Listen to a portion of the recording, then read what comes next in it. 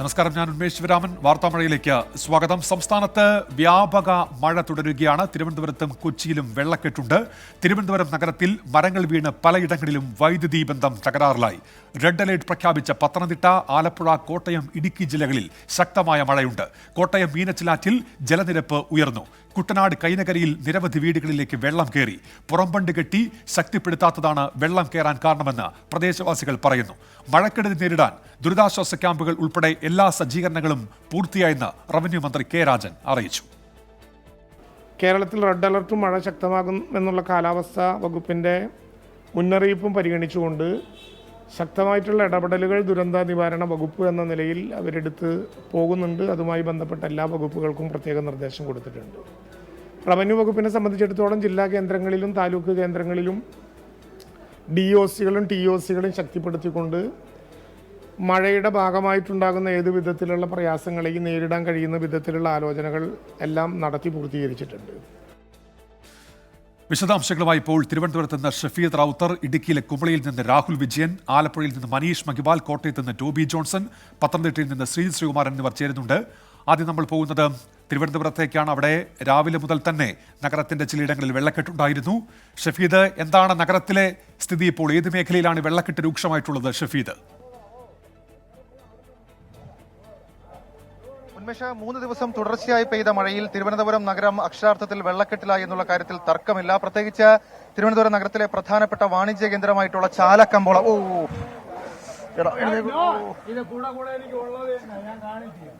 അതായത് ഇത്തരത്തിലുള്ള അപകടങ്ങൾ ഇതുമായി ബന്ധപ്പെട്ട് ഇവിടെ ഉണ്ടാകുന്നതാണ് ഏറ്റവും ശ്രദ്ധേയമായിട്ടുള്ള കാര്യം. ഉന്മേഷ, ഈ നിർമ്മാണ പ്രവർത്തനങ്ങൾ, അതായത് സ്മാർട്ട് സിറ്റിയുമായി ബന്ധപ്പെട്ട നിർമ്മാണ പ്രവർത്തനങ്ങൾ അത് പാതി വഴിയിലായി പോയി. അതാണ് ഈ ചാലയിൽ മുൻപൊരിക്കലും കണ്ടിട്ടില്ലാത്ത വിധത്തിൽ വെള്ളം കയറാനുള്ള കാരണമായി ആളുകൾ ഇപ്പോൾ ചൂണ്ടിക്കാണിക്കുന്ന പ്രധാനപ്പെട്ട കാര്യം. ഈ വ്യാപാരികളും അതേപോലെ തന്നെ നാട്ടുകാരും ഒരേപോലെ വലിയ തരത്തിലുള്ള പ്രതിഷേധത്തിലാണ്. അവർ ഇക്കാര്യത്തിൽ പറയുന്നത്, ഈ മഴക്കാലത്തിന് മുൻപ് തിരുവനന്തപുരം നഗരത്തിലെ പ്രധാനപ്പെട്ട റോഡുകളിൽ, പ്രത്യേകിച്ച് ചാലയടക്കമുള്ള സ്ഥലങ്ങൾക്ക് ചുറ്റുപാടുമുള്ള റോഡുകളിൽ ഈ നിർമ്മാണ പ്രവർത്തനങ്ങൾ പൂർത്തിയാക്കാമെന്ന് സർക്കാർ ഉറപ്പ് നൽകി. പക്ഷേ ആ ഉറപ്പ് പാലിക്കപ്പെട്ടിട്ടില്ല. നഗരസഭ നൽകിയ ഉറപ്പ് പാലിക്കപ്പെട്ടിട്ടില്ല. മുൻപൊരിക്കലും കണ്ടിട്ടില്ലാത്ത വിധത്തിൽ ഈ ചാലയിലെ മിക്ക ഭാഗങ്ങളിലും വെള്ളം കയറാനുള്ള കാര്യം അതാണെന്ന് ഇവിടുത്തെ വ്യാപാരികളും നാട്ടുകാരും ഒരേ സ്വരത്തിൽ പറയുന്നുണ്ട്. ഇന്ന് രാവിലെ മുതൽ നമ്മളിപ്പോൾ ഈ ദൃശ്യങ്ങളിൽ കാണുന്നത് പോലെയുള്ള ഈ വീഴ്ചകൾ നമ്മൾ കണ്ടതാണ്. ആളുകൾ വെള്ളക്കെട്ടിലേക്ക് വീഴുന്ന കാഴ്ചകൾ നമ്മൾ കണ്ടതാണ്. കാരണം ഈ ഓടകളുടെയൊക്കെ മിക്ക സ്ഥലങ്ങളിലും ഗ്യാപ്പുകളുണ്ട്. ഈ ഗ്യാപ്പുകളിൽ ആളുകൾ വീഴുന്നതാണ് നമ്മൾ കാണുന്നത്. രാവിലെ മുതൽ തന്നെ സ്ഥിരം കാഴ്ചയാണെന്നുള്ള കാര്യത്തിൽ നമ്മൾ അതൊരു ദൃശ്യങ്ങളിൽ നിന്ന് വ്യക്തമായ ഒരു കാര്യമായിരുന്നു. കാരണം ആ നിർമ്മാണ പ്രവർത്തനങ്ങൾ പൂർത്തീകരിക്കാത്തത്, അതിനും അപ്പുറത്തേക്ക് അശാസ്ത്രീയമായ നിർമ്മാണ പ്രവർത്തനം, ഇത് രണ്ടുമാണ് ചാലയെ ഇത്തരത്തിൽ വെള്ളത്തിൽ മുക്കിക്കളഞ്ഞതെന്നുള്ളതാണ് ഏറ്റവും ശ്രദ്ധേയമായിട്ടുള്ള കാര്യം. നമുക്ക് ഈ വ്യാപാരികളുടെ ഒരു അവസ്ഥ മനസ്സിലാക്കാൻ കഴിയും. നമ്മൾ മുൻപ് നമ്മളോട് പ്രതികരിച്ചതാണ്. അവർ ഈ കടയ്ക്കുള്ളിലേക്ക് വെള്ളം കാര്യമായി കയറുന്ന ഒരു സാഹചര്യം, കച്ചവടം കുറയുന്ന സാഹചര്യം, അതിനും അപ്പുറത്തേക്ക് കടയിൽ സൂക്ഷിച്ചിരിക്കുന്ന സാധനങ്ങൾ നശിക്കുന്ന ഒരു സാഹചര്യം, ആ രീതിയിലേക്കൊക്കെ കാര്യങ്ങൾ പോയിട്ടുണ്ട്. ഇപ്പോൾ ഞാനീ നിൽക്കുന്നത് കുത്തുവാൾ സ്ട്രീറ്റ് എന്ന് പറയപ്പെടുന്ന റോഡിലാണ്. ആ റോഡിൽ ഏതാണ്ട് ഇത്രത്തോളം വെള്ളം, ഇത് അങ്ങോട്ടേക്ക് പോകുന്തോറും അത് കൂടി വരുന്നൊരു സാഹചര്യമാണ്. ഏതാണ്ട് അരയ്ക്ക് മുകളിലേക്ക് വെള്ളമുണ്ട് എന്നുള്ളതാണ് അവിടേക്ക് പോയ ആളുകൾ. അവിടേക്ക് ഇപ്പോൾ പ്രവേശനം അത് നിഷേധിച്ചിട്ടുണ്ട്. ആൾക്കാർ വന്നിട്ട്, വ്യാപാരികൾ തന്നെ വന്ന് അവിടേക്ക് ആളുകളെ കയറ്റി വിടുന്നില്ല. ഈ സ്കൂട്ടറിലടക്കം ഈ സാധനം എടുക്കാൻ, അത് ഈ ചെറുകിട കച്ചവടക്കാരാണ്, അവരടക്കം വരുന്ന കാഴ്ചകളാണ്. ആ ബുദ്ധിമുട്ടാണ് നമ്മൾ ഈ ദൃശ്യങ്ങളിൽ കാണാൻ സാധിക്കുന്നത്. വാഹനങ്ങളിലേക്കൊക്കെ സാധാരണ ഇതിൽ വലിയ റോഡായിരുന്നു, വാഹനങ്ങളൊക്കെ പോകുന്ന റോഡായിരുന്നു. അത് പൂർണ്ണ അർത്ഥത്തിൽ ആ റോഡിൽ വെള്ളം കയറിയത് അത്തരത്തിലുള്ള കാര്യങ്ങളും വലിയ ദുരിതത്തിലായി എന്നുള്ളതാണ്. അമ്മ ഈ സാധനം മേടിക്കാൻ പോയതാണോ? അമ്മ എന്താ പറ്റി? വെള്ളം വന്നോ? വെള്ളം തന്നെ, മൊത്തം വെള്ളം, അങ്ങോട്ട് തന്നെ വെള്ളമാണോ? എല്ലായിടവും വെള്ളം തന്നെ. ആറ്റിലുള്ള വെള്ളം ഓട വഴി കയറി ഇങ്ങനെ വന്നാണ് ഇത് അത്രയും നിറയുന്നത്. ഈ ഓടയൊന്നും പണിഞ്ഞിട്ടില്ലല്ലേ? ഓട ഒന്നും പണിഞ്ഞിട്ടില്ല, അതാ നടക്കാൻ പറ്റണില്ല. ഇത് ഈ നടുക്കൂടെ പൊക്കോ, അവിടെ മൊത്തം കുഴിയാ. നടുക്കൂടെ അങ്ങ് പൊക്കോട്ടോ. ഉന്മേഷ്, ഇതാണ് ഇവിടുത്തെ ഒരു കാഴ്ച എന്ന് പറയുന്നത്. ഈ രണ്ട് സൈഡിൽ കൂടെയും പോയി കഴിഞ്ഞാൽ സ്വാഭാവികമായും അപകടത്തിൽപ്പെടും. നമ്മൾ ഇതിന് മുൻപത്തെ ബുള്ളറ്റിനിൽ കണ്ടതാണ്. നമ്മൾ ലൈവ് കൊടുത്തുകൊണ്ടിരിക്കുന്ന സമയത്താണ് ഒരു ചേച്ചി, ഒരു വീട്ടമ്മയാണ്, അവർ താമസിക്കുന്നത് കരമന ഭാഗത്താണ്. അവരിങ്ങനെ നടന്നു വരുന്നു, ഈ പോസ്റ്റ് പിടിച്ച് വന്നതാണ്. പക്ഷേ പോസ്റ്റിന് അടുത്തൊരു കുഴി ഉണ്ടായിരുന്നു. ആ കുഴിയിലേക്ക് അവരിങ്ങനെ വീഴുന്നത് നമ്മൾ കണ്ടതാണ്. അത്തരത്തിൽ തൊട്ട് മുൻപ് ഈ ഭാഗത്തൊരു സ്കൂട്ടർ യാത്രികൻ, അദ്ദേഹവും വീട്ടിലേക്കുള്ള സാധനം മേടിക്കാൻ വന്നതാണ്. അദ്ദേഹത്തിന് മേടിച്ച സാധനങ്ങളടക്കമായി ആ ഭാഗത്തേക്ക്, വലതു ഭാഗത്തേക്ക് മറിഞ്ഞു വീഴുന്നതടക്കം നമ്മൾ കണ്ടതാണ്. ഇതിനൊക്കെ അപ്പുറത്തേക്ക് ചാല എന്ന് പറയുന്നത് കൂടുതൽ ആളുകൾ വരുന്ന സ്ഥലമാണ്. ഇവിടെ അടക്കം പകർച്ചവ്യാധി ഭീഷണി ഇപ്പോൾ സജീവമായിട്ടുണ്ട്. ചേട്ടാ, ഇത് എവിടെ നിന്ന് വരുന്നേട്ടാ? സാധനം മേടിക്കാൻ വന്നത്? ഫുള്ള് വെള്ളമല്ലേ? ഭയങ്കര വെള്ളം. അങ്ങോട്ടേക്ക് വെള്ളമാണോ? ആണ്. വലിയ കഷ്ടപ്പാടാ. പിന്നെ ഉന്മേഷ്, സാധാരണ മനുഷ്യരുടെ ഇത്തരം കഷ്ടപ്പാടുകളാണ്. അത് ഉറപ്പായും കാണേണ്ടത് നഗരസഭാ അധികൃതരും സർക്കാരും തന്നെയാണ്. കാരണം സ്മാർട്ട് സിറ്റി പദ്ധതി, ഇതിൽ ഏറ്റവും ശ്രദ്ധേയമായിട്ടുള്ള കാര്യം, തിരുവനന്തപുരം നഗരത്തിലെ നഗരവാസികൾ ഇങ്ങനെ ഈ വെള്ളത്തിൽ ഇങ്ങനെ ജീവിക്കുന്ന ഒരു സാഹചര്യം ഉണ്ടാകുമ്പോൾ സ്വാഭാവികമായും മേയർ എവിടെയാണെന്നുള്ളൊരു ചോദ്യമുണ്ട്. നമ്മൾ കണ്ടതാണ്, മേയർ മൂന്നാറിലേക്ക് അവിടെ ഒരു വിനോദയാത്ര പോയിരിക്കുകയാണ്. അങ്ങനെ ഒരു കാര്യം കൂടി ഉണ്ട്. അതായത് സമയബന്ധിതമായി നിർമ്മാണ പ്രവർത്തനങ്ങൾ പൂർത്തിയാക്കിയില്ലെന്നതിനപ്പുറത്തേക്ക് ആളുകളെ ഇത്തരം ദുരിതക്കയത്തിലേക്ക് തള്ളിവിട്ടിട്ട് മേയർ അടക്കം എവിടെ പോയി എന്നുള്ളൊരു ചോദ്യം അത് സ്വാഭാവികമായും ആളുകൾ ഉയർത്തുന്നുള്ള കാര്യത്തിൽ തർക്കമില്ല. ഇനി വ്യാപാരികളുടെ കുറച്ച് പ്രതികരണം കൂടി എടുക്കാം. കാരണം നമ്മൾ ഈ ദൃശ്യങ്ങളിൽ കാണാൻ സാധിക്കും ഉന്മേഷ്, അതായത് ഇത്രത്തോളം ഈ കട്ട് കഴിഞ്ഞ് നമുക്ക് ഇങ്ങനെ കയറുക തന്നെ വലിയ പാടുള്ള കാര്യമാണ്. ചേട്ടാ, ഇത് വലിയ ബുദ്ധിമുട്ടായില്ലേ? ഭയങ്കര ബുദ്ധിമുട്ടാണ്. ഇവിടെ 2 ദിവസം കൊണ്ട് വെള്ളപ്പൊക്കാണ്, ആരും തിരിഞ്ഞു നോക്കുന്നില്ല. കച്ചവടം പാടെ കുറഞ്ഞു. കച്ചവടം പാടെ കുറഞ്ഞു. ഇത് വീടും കൂടെ അല്ലേ ചേട്ടാ? ഇവിടുന്ന് പുറത്തേക്ക് ഇറങ്ങാൻ പറ്റുന്നില്ലല്ലേ? വീടാണ് പറയില്, കട ഫ്രണ്ടിലാണ്. വെള്ളം പുറത്ത് ഇറങ്ങാൻ പറ്റില്ല നമുക്ക്. മുട്ടുവരെ വെള്ളമാണ്. 2 ദിവസം കൊണ്ട് അങ്ങനെ തന്നെ. രാത്രി ഇങ്ങനെയൊക്കെ തന്നെയായിരുന്നു? 2 ദിവസം കൊണ്ട് ഇങ്ങനെ തന്നെ. ഉന്മേഷ്, അതാണ് പറഞ്ഞത്. തുടർച്ചയായി 3 ദിവസം മഴ പെയ്തു. അതിൽ മിനിഞ്ഞാന്ന് മുതൽ കാര്യമായി വെള്ളം ഉയർന്നു. ഇന്ന് ഏതാണ്ട് ഇപ്പോൾ ഒരു 10 മിനിറ്റായി മഴ കുറച്ച് കുറവുണ്ട്. പക്ഷേ നമുക്ക് ഈ മാനം കണ്ടാൽ അറിയാം, സ്വാഭാവികമായി മഴയുണ്ടാകും. മഴ ഉണ്ടായിക്കഴിഞ്ഞാൽ ഈ ലെവലിന് മുകളിലേക്ക് ഇക്കാര്യത്തിൽ വെള്ളം ഉയരും. അങ്ങനെ ഉയർന്നാൽ വീണ്ടും ചാലയിലെ കാര്യങ്ങൾ കൂടുതൽ വഷളാകുമെന്നാണ് ഇവിടുത്തെ വ്യാപാരികളും നാട്ടുകാരും പറയുന്നത്. ഉന്മേഷ്, ശരി. ഷഫീദ് റാവുത്രാണ് വിവരങ്ങൾ നൽകിയത്. അവിടെ തിരുവനന്തപുരം നഗരത്തിൽ ചിലയിടങ്ങളിൽ വെള്ളക്കെട്ടുണ്ട്, അത് ഒട്ടേറെ പേരെ ദുരിതത്തിലാക്കുകയും ചെയ്യുന്നുണ്ട്. നമ്മൾ രാഹുൽ വിജയനിലേക്ക് പോകുന്നു. ഇടുക്കിയിൽ നിന്ന്, തൊടുപുഴയിൽ നിന്നാണ് രാഹുൽ ഇപ്പോൾ ചേരുന്നത്. രാഹുൽ, തൊടുപുഴയിൽ മഴയുണ്ടോ? ഹൈറേഞ്ചിലും എന്താണ് സ്ഥിതി രാഹുൽ? ഉന്മേഷ്, ഹൈറേഞ്ചിലാണ് പ്രധാനമായും ഇപ്പോൾ മഴ പെയ്യുന്നത്. പീരുമേട്, കുട്ടിക്കാനം, വാഗമൺ, അതുപോലെ തന്നെ ഉടുമ്പൻചോലയിലെ വിവിധ മേഖലകളിലും അടിമാലിയിലും ഒക്കെ ശക്തമായ മഴ പെയ്യുന്നു എന്നുള്ളതാണ് നമുക്ക് അറിയാൻ കഴിയുന്നത്. ലോ റേഞ്ചിൽ തൊടുപുഴയിൽ അല്പസമയം മുമ്പ് വരെ മഴയുണ്ടായിരുന്നു. പക്ഷേ ഇപ്പോൾ ഒരു തോർന്ന അന്തരീക്ഷമാണ്. പക്ഷേ എപ്പോൾ വേണമെങ്കിലും മഴ പെയ്യാവുന്നൊരു സാഹചര്യം കൂടി നിലനിൽക്കുന്നു എന്നുള്ളതാണ് നമുക്ക് മനസ്സിലാക്കാൻ കഴിയുന്നത്.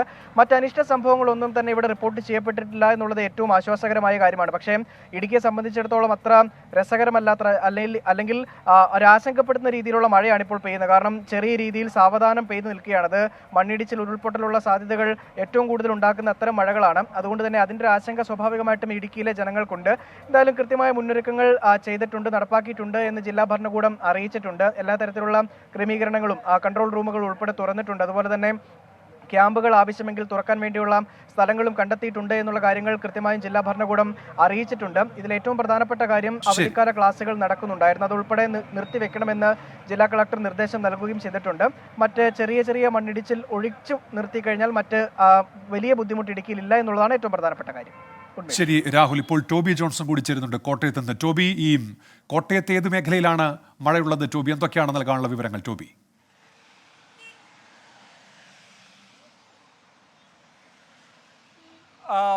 ഉമേഷ്, ഇടുക്കി ജില്ലയോട് ചേർന്ന് കിടക്കുന്ന സ്ഥലങ്ങളുണ്ട്. അതായത് നേരത്തെ രാഹുൽ പറഞ്ഞതുപോലെ തന്നെ വാഗമണ്ണുമായി ചേർന്ന് കിടക്കുന്ന ഈരാറ്റുപേട്ട, അതുപോലെ തന്നെ തീക്കോയി, മുണ്ടക്കയം തുടങ്ങിയ കിഴക്കൻ മേഖലകൾ, മലയോര മേഖലകളാണ്.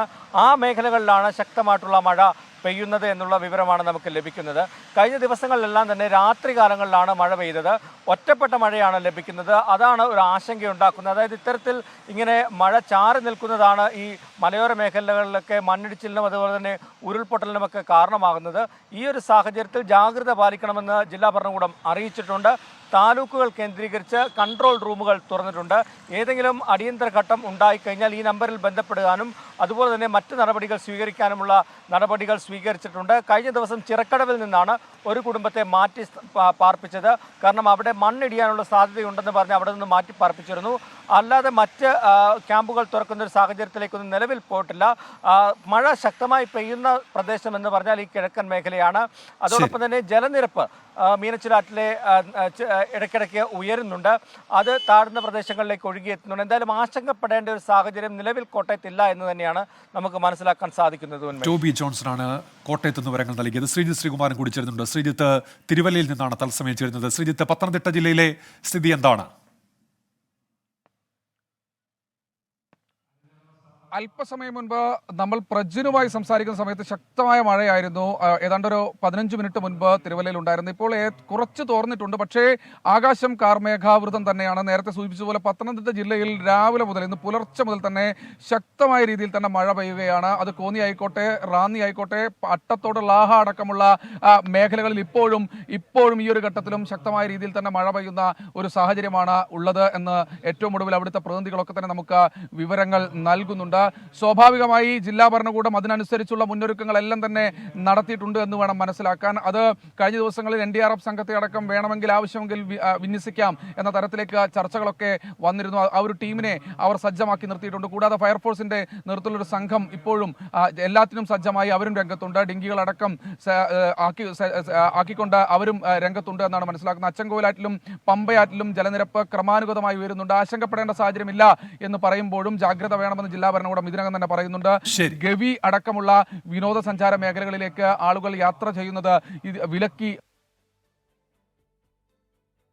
ശരി, ശ്രീജിത് ശ്രീകുമാറിനാണ് തിരുവല്ലയിൽ നിന്നിപ്പോൾ വിശദാംശങ്ങൾ നൽകിയത്. നമ്മളിനി മലപ്പുറം താനൂരിലേക്ക് കൂടി പോവുകയാണ്. അവിടെ നിന്ന് തത്സമയം സമീർ ബിൻ കരീം ഇപ്പോൾ ചേരുന്നുണ്ട്. സമീർ, അവിടെ അപകടം നടന്ന സ്ഥലം, ആ നിർമ്മാണത്തിലിരിക്കുന്ന കെട്ടിടവുമായി ബന്ധപ്പെട്ട അപകടം ഉണ്ടായല്ലോ, അവിടുത്തെ സ്ഥിതി എന്താണ്? ജില്ലയിൽ മഴ എങ്ങനെയാണ് ഇപ്പോൾ സമീർ? ഉന്മേഷ മലപ്പുറം ജില്ലയിൽ ഒറ്റപ്പെട്ട ഇടങ്ങളിൽ ശക്തമായ മഴയാണ് നിലവിലുള്ളത്. എന്നാൽ അനിഷ്ട സംഭവങ്ങൾ കുറവാണ് എന്നുള്ളതാണ് ആശ്വാസകരമായിട്ടുള്ള ഒരു കാര്യം. ജില്ലയിൽ എടുത്തു പറയേണ്ടിയിരിക്കുന്ന ഒരു അപകടം ഉണ്ടായിരിക്കുന്നത് മലപ്പുറം താനൂരിലാണ്.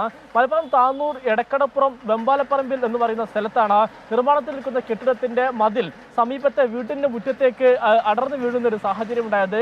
ശക്തമായ മഴയിൽ മണ്ണ് കുതിർന്നതോടു കൂടിയാണ് ഈ മതിൽ അടർന്നു വീണത് എന്നുള്ളതാണ് നാട്ടുകാർ വ്യക്തമാക്കുന്നത്. ഈ അപകടത്തിൽ ഈ വീടിന് മുറ്റത്ത് വെച്ച് ബൈക്ക് ഒരു യുവാവ് സർവീസ് ചെയ്യുകയായിരുന്നു. അതിനിടയിൽ യുവാവ് തലനാരിയേക്ക് രക്ഷപ്പെടുന്ന ഒരു സാഹചര്യം ഉണ്ടായി. അപകടത്തിൽ 2 ബൈക്കുകൾക്ക് കേടുപാടുകൾ സംഭവിക്കുകയും ചെയ്തു എന്നുള്ളതാണ് വീട്ടുടമ ഫിറോസ് ഖാൻ വ്യക്തമാക്കുന്നത്. ഏതായാലും ഈ മതിൽ ഇടിഞ്ഞു വീഴുന്നത് കണ്ട് ശ്രദ്ധയിൽപ്പെടുന്നതോടുകൂടി യുവാവ് ഓടി രക്ഷപ്പെടുകയായിരുന്നു എന്നുള്ളതാണ് ഫിറോസ് ഖാൻ വ്യക്തമാക്കിയത്. ഇതോടുകൂടി യുവാവ് രക്ഷപ്പെടുകയും ചെയ്തു. സംഭവത്തിൽ 2 ബൈക്കുകൾക്കും ഒപ്പം തന്നെ ഒരു കാറിനുമാണ് നിലവിൽ കേടുപാടുകൾ സംഭവിച്ചിരിക്കുന്നത്. ആളപായമില്ലാതെ രക്ഷപ്പെട്ടു എന്നുള്ളതാണ് ആശ്വാസകരമായിട്ടുള്ള ഒരു കാര്യം. ഏതായാലും മലപ്പുറം ജില്ലയിൽ മലയോര മേഖലയൊപ്പം തന്നെ ഈ തീരദേശ മേഖലയിൽ ശക്തമായ ഒറ്റപ്പെട്ട മഴയാണ് നിലവിലുള്ളത്. ഉന്മേഷ്. ശരി, സമീർ ബിൻ കരീമാണ് വിശദാംശങ്ങൾ നൽകിയത്. അങ്ങനെ സംസ്ഥാനത്ത് പലയിടങ്ങളിലും മഴയുണ്ട്, ചിലയിടങ്ങളിൽ വെള്ളക്കെട്ട് രൂക്ഷവുമാണ്. ഹെലികോപ്റ്റർ അപകടത്തിൽ കൊല്ലപ്പെട്ട ഇറാൻ പ്രസിഡന്റ് ഇബ്രാഹിം റൈസിയുടെയും ഒപ്പമുണ്ടായിരുന്ന വിദേശകാര്യമന്ത്രി ഹുസൈൻ അമീർ അബ്ദുല്ലാഹിയാന്റെയും മൃതദേഹങ്ങൾ കണ്ടെടുത്തു. ഇറാൻ തലസ്ഥാനമായ ടെഹ്റാന് 600 കിലോമീറ്റർ അകലെ ജുൽഫയിലെ വനമേഖലയിലാണ് അപകടമുണ്ടായത്. മരണം ദുഃഖിപ്പിക്കുന്നുവെന്ന് പ്രധാനമന്ത്രി നരേന്ദ്രമോദി പ്രതികരിച്ചു. ഡൽഹിയിലെ ഇറാൻ എംബസിയുടെ പതാക പാതി താഴ്ത്തി. മുഹമ്മദ് മുഖ്ബോർ ഇറാന്റെ ഇടക്കാല പ്രസിഡന്റായി ചുമതലയേൽക്കും. 50 ദിവസങ്ങൾക്കുള്ളിൽ ഇറാനിൽ പ്രസിഡന്റ് തെരഞ്ഞെടുപ്പ് നടത്താനും തീരുമാനമായിട്ടുണ്ട്. ഇന്റർനാഷണൽ ന്യൂസിൽ നിന്ന് PP ജെയിംസ് ആണ് ഇപ്പോൾ വിശദാംശങ്ങളുമായി ചേരുന്നത്. PP ജെയിംസ്, എന്തൊക്കെയാണ് പുതുതായി ലഭ്യമാകുന്ന വിവരങ്ങൾ? ഉന്മേഷ്, ഏറ്റവും ഒടുവിൽ വരുന്ന വാർത്ത ഇപ്പോൾ തന്നെ പറഞ്ഞതുപോലെ ഇറാന്റെ പ്രസിഡന്റ് ഇബ്രാഹിം റൈസിയുടെയും വിദേശകാര്യ മന്ത്രി ഹുസൈൻ അമീർ അബ്ദുള്ള ഹൈനിയുടെയും മൃതശരീരം കണ്ടെടുത്തു എന്ന വാർത്തയാണ്. 9 പേർ കൊല്ലപ്പെട്ടിട്ടുണ്ട്, 9 പേരെയും തിരിച്ചറിഞ്ഞു എന്നുള്ള തരത്തിലുള്ള വാർത്തകൾ തന്നെയാണ് വരുന്നത്. ഭൗതിക ശരീരം തബ്രീസ് എന്ന ഇറാനിയൻ നഗരത്തിലേക്ക് കൊണ്ടുപോയി എന്ന വാർത്ത കൂടി വരുന്നുണ്ട്. എന്തായാലും ഒരു കാര്യത്തിൽ അത് പൂർണ്ണമായിട്ടും മരണം സംബന്ധിച്ചുള്ള സ്ഥിരീകരണമാണ്. ഇതുവരെ കൊല്ലപ്പെട്ടു എന്നുള്ള വാർത്ത തന്നെയാണ് വന്നുകൊണ്ടിരുന്നത്. അപ്പം മൃതശരീരം കണ്ടെത്തുകയും അത് തബ്രിസ് നഗരത്തിലേക്ക് കൊണ്ടുപോയി എന്നുള്ളതാണ് ഏറ്റവും ഒടുവിലത്തെ വാർത്ത. എന്തായാലും ലോക രാജ്യങ്ങളിൽ നിന്ന് അവിടെ അനുശോചനം വരികയാണ്. ഇന്ത്യയെ പ്രതിനിധീകരിച്ച് ഇന്ത്യയുടെ പ്രധാനമന്ത്രി നരേന്ദ്രമോദി ദുഃഖം പ്രകടിപ്പിച്ചിരിക്കുന്നു. ഇറാന്റെ പിന്നിൽ ഇറാന് വലിയ പിന്തുണ ഇന്ത്യയുടേതാണ് ഉണ്ടാവും എന്നുള്ള പ്രഖ്യാപനമുണ്ട്. ഒരുപാട് രാജ്യങ്ങൾ, റഷ്യ, ചൈന, അതുപോലെ തന്നെ അറബ് രാജ്യങ്ങൾ ഒക്കെ ദുഃഖ പ്രകടനവുമായി രംഗത്തുണ്ട്.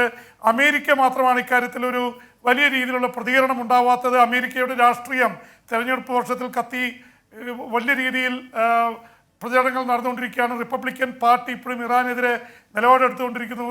ഈ അമേരിക്കയിൽ നിന്ന് അതിനെക്കുറിച്ചുള്ള പ്രതികരണങ്ങൾ കാര്യമായിട്ട് വന്നിട്ടില്ല. എന്തായാലും പുതിയ പ്രസിഡന്റായി, ആക്ടിംഗ് പ്രസിഡന്റായിട്ട് മുഹമ്മദ് മുഖ്ബീർ സ്ഥാനമേറ്റു. അദ്ദേഹം 68 വയസ്സുകാരനാണ്. ഇതേ നിലപാടുകാരനാണ്. അവിടുത്തെ ആയത്തുള്ള ഖൊമേനിയുടെ ഏറ്റവും പ്രധാനപ്പെട്ട ശിഷ്യന്മാരിൽ ഒരാളാണ്. അതുകൊണ്ട് നയം മാറ്റം ഉണ്ടാവില്ല. 50 ദിവസത്തിനുള്ളിൽ പ്രസിഡന്റിന്റെ തെരഞ്ഞെടുപ്പുണ്ടാവും. മുഖ്ബീറിന് സാധ്യത കൂടുതലാണ്. വേറെ ഏതെങ്കിലും നേതാക്കൾ ഇനി എമർജ് ചെയ്ത് വരുമോ എന്നുള്ളതിനെക്കുറിച്ചൊന്നും വ്യക്തമായിട്ടില്ല. ഇറാനിലെ ഒരുപാട് രാഷ്ട്രീയ സംഭവവാസങ്ങൾ നടന്നുകൊണ്ടിരിക്കുന്നു. അടിയന്തര മന്ത്രിസഭാ യോഗം ചേരുന്നു. സംസ്കാര കർമ്മങ്ങളെക്കുറിച്ചുള്ള ചർച്ചകൾ നടക്കുന്നു. ഇസ്രായേൽ അതുപോലെയുള്ള പല രാജ്യങ്ങളും അലേർട്ടാണ്. ഇസ്രായേൽ ഹമാസ് യുദ്ധം അതിനിടയിൽ അതീവ ശക്തമായി നടന്നുകൊണ്ടിരിക്കുകയാണ്. അതിൻ്റെ ഹമാസിൻ്റെ പിറകിൽ ഇറാനാണ്. അപ്പോൾ ഇറാനിൽ സംഭവിച്ചിരിക്കുന്ന ഈ വികാരം ഇസ്രായേൽ യുദ്ധത്തെയും ഉക്രൈനിലെ യുദ്ധത്തെ വരെ സ്വാധീനിക്കുന്നതാണ്. കാരണം ഇറാനിയൻ ഡ്രോണുകളാണ് ഇപ്പോൾ ഉക്രൈനിൽ റഷ്യ ഉപയോഗിച്ചുകൊണ്ടിരിക്കുന്നത് എന്ന് മാത്രമല്ല, പുതിയ പ്രസിഡന്റ് മൊക്ബർ റഷ്യയുമായി വലിയ ബന്ധമുള്ള ആളാണ്. കഴിഞ്ഞ ഒക്ടോബറിലാണ് അദ്ദേഹം റഷ്യയുമായുള്ള ചർച്ചയ്ക്ക് പോയത്, ആക്ടിംഗ് പ്രസിഡന്റ്. അപ്പോൾ അമേരിക്ക പക്ഷത്തു നിന്ന് വളരെ വിധമായ നിലപാടെടുക്കുന്ന റഷ്യ ചൈന അനുകൂലിയായിട്ടുള്ള ആൾ തന്നെയാണ് പുതിയ ആക്ടിംഗ് പ്രസിഡന്റായിട്ട് വരുന്നത്. ഉന്മേഷ്. ശരി, പി ജെയിംസ് ആണ് ഇന്റർനാഷണൽ ഡെസ്കിൽ നിന്നും വാർത്തയുടെ വിശദാംശങ്ങൾ നൽകിയത്. നമ്മൾ അടുത്ത വാർത്തയിലേക്ക് കടക്കുന്നു. അമേഠിയും റായ്ബറേലിയും ബൂത്തി. ICL FinCorp 24 ഇലക്ഷൻ സമർപ്പിക്കുന്നത് ICL FinCorp, the intelligent choice.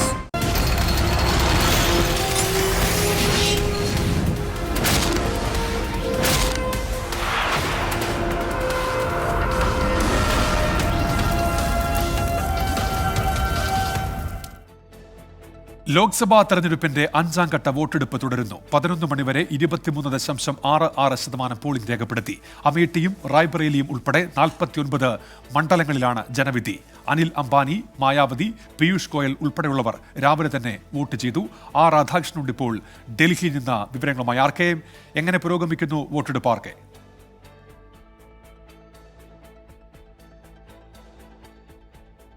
മുൻഘട്ടങ്ങളിൽ കണ്ടതിനേക്കാൾ കൂടുതൽ ആവേശത്തോടുകൂടി ഈ തെരഞ്ഞെടുപ്പെ ജനങ്ങൾ സമീപിച്ചു എന്ന് നമുക്ക് പറയാം.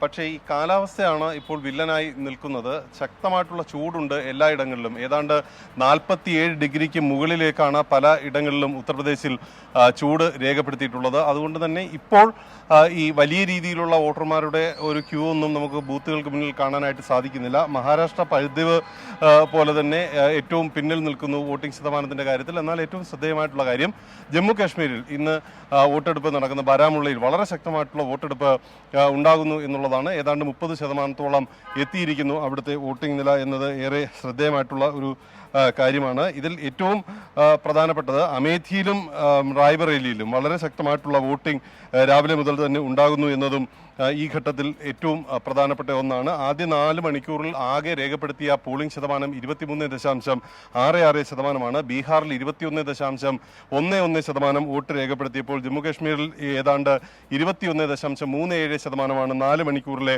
വോട്ടിംഗ് പെർസെൻറ്റേജ് ആയിട്ടുള്ളത്. ജാർഖണ്ഡിൽ 26.18%, ലഡാക്കിൽ 27.87%, മഹാരാഷ്ട്രയിൽ 15.93%, ഒഡീഷയിൽ 21.07%, ഉത്തർപ്രദേശിൽ 27.76%, പശ്ചിമ ബംഗാളിൽ 32.70% പേരും ഈ ആദ്യ 4 മണിക്കൂറിനുള്ളിൽ തന്നെ അവരുടെ സമ്മതിദാന അവകാശം വിനിയോഗിച്ചു. അമേഠിയിൽ ആദ്യ 4 മണിക്കൂറിനുള്ളിൽ ഉള്ളത് വളരെ ശക്തമായിട്ടുള്ള പോളിംഗ്. 27.20% പേരാണ് ഈ 4 മണിക്കൂറിനുള്ളിൽ അവരുടെ സമ്മതിദാനം വിനിയോഗിച്ചിരിക്കുന്നത്. റായ്ബറേലിയിൽ 28.10% ആളുകളും അവരുടെ സമ്മതിദാനാവകാശം വിനിയോഗിച്ചിട്ടുണ്ട്. വൈകിട്ട് 6 മണിവരെയാണ് വോട്ടെടുപ്പ് നീണ്ടു നിൽക്കുന്നത്. എല്ലാ രാഷ്ട്രീയ പാർട്ടികളും കൂടുതൽ ആളുകളെ ബൂത്തുകളിലേക്ക് എത്തിക്കാനും തങ്ങൾക്ക് അനുകൂലമായി ജനവികാരം മാറ്റാനും വേണ്ടിയിട്ടുള്ള ശ്രമങ്ങളാണ് നടത്തുന്നത്.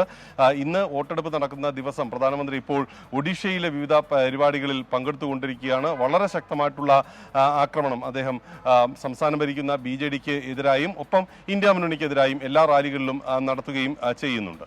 ശരി, രാധാകൃഷ്ണനാണ് വിശദാംശങ്ങൾ നൽകിയത്. കോഴിക്കോട് കുറ്റിക്കാട്ടൂരിൽ യുവാവ് ഷോക്കേറ്റ് മരിച്ചു. പുതിയോട്ടിൽ ആലി മുസ്ലിയാരുടെ മകൻ മുഹമ്മദ് റിജാസാണ് മരിച്ചത്. ബൈക്കിന്റെ പെട്രോൾ തീർന്നതുകൊണ്ട് മഴ നനയാതെ കടയിൽ കയറി നിന്നപ്പോഴായിരുന്നു അപകടം. കടയിലെ മീറ്ററിലേക്കുള്ള സർവീസ് വയറിന് തകരാർ ഉണ്ടെന്ന് KSEBയെ അറിയിച്ചിരുന്നുവെന്ന് കടയുടമ മുഹമ്മദ് ഹാജി 24നോട് പറഞ്ഞു. അധികൃതർ പരിശോധന നടത്തിയെങ്കിലും നടപടിയെടുത്തില്ലെന്ന് മുഹമ്മദ് ഹാജി ആരോപിച്ചു. മുഹമ്മദ് റിജാസിന്റെ മരണത്തിന് ഉത്തരവാദി KSEB എന്ന സഹോദരൻ മുഹമ്മദ് റാഫി പറഞ്ഞു. ഉദ്യോഗസ്ഥ വീഴ്ച അന്വേഷിക്കുമെന്ന് വൈദ്യുതി മന്ത്രി K കൃഷ്ണൻകുട്ടി 24നോട് വ്യക്തമാക്കി. ആയിട്ടില്ലാത്തതൊക്കെ വെട്ടിയിട്ട് ഇതാക്കുന്നുണ്ട്. ഇങ്ങനത്തെ സാധനങ്ങളൊക്കെ ഒന്ന് വെട്ടിയിട്ട് നമുക്കുണ്ടായ നഷ്ടം ഓൽക്ക് തരാൻ പറ്റുമോ? എൻ്റെ അനിയൻ്റെ ഈ ഓൽക്ക് തരാൻ പറ്റുമോ? നമുക്കറിയാം ഈ രാത്രി സമയത്ത് ഇങ്ങനെയാണ് ഇനി ഷോക്ക് ഉണ്ട് എന്നുള്ളത്. എന്നാ ഓരോട് കംപ്ലൈന്റ് കൊടുത്തിട്ടുണ്ട്, അതിനെങ്കിലും ഒരു സീരിയസ്നെസ് കാണിക്കേണ്ട, എന്തെങ്കിലും ഒരു കമ്മിറ്റ്മെന്റ് ഉണ്ടോ ജനങ്ങളോട്? അവിടുന്ന് കെയറായിട്ട് ഓന അവിടെ ജസ്റ്റ് താങ്ങിയതാ, സപ്പോർട്ട് ചെയ്താ. അപ്പോൾ തന്നെ ഇക്കാക്ക ഷോക്ക് അടിക്കുന്നുണ്ടെന്നാണ്. അപ്പൊ തന്നെ സെക്കൻഡ് കൊണ്ട് ഞാൻ ഈ ഒരു ഡിസ്റ്റൻസിൽ നിൽക്കുന്നുണ്ട്, സെക്കൻഡ് കൊണ്ട് ഞാൻ അവിടെ. ശരി, ഏതായാലും അക്കാര്യത്തിൽ ഇടപെടും എന്നാണ് ഇപ്പോൾ വൈദ്യുതി മന്ത്രി പറഞ്ഞിരിക്കുന്നത്. വാർത്താമഴ പൂർത്തിയാവുകയാണ്.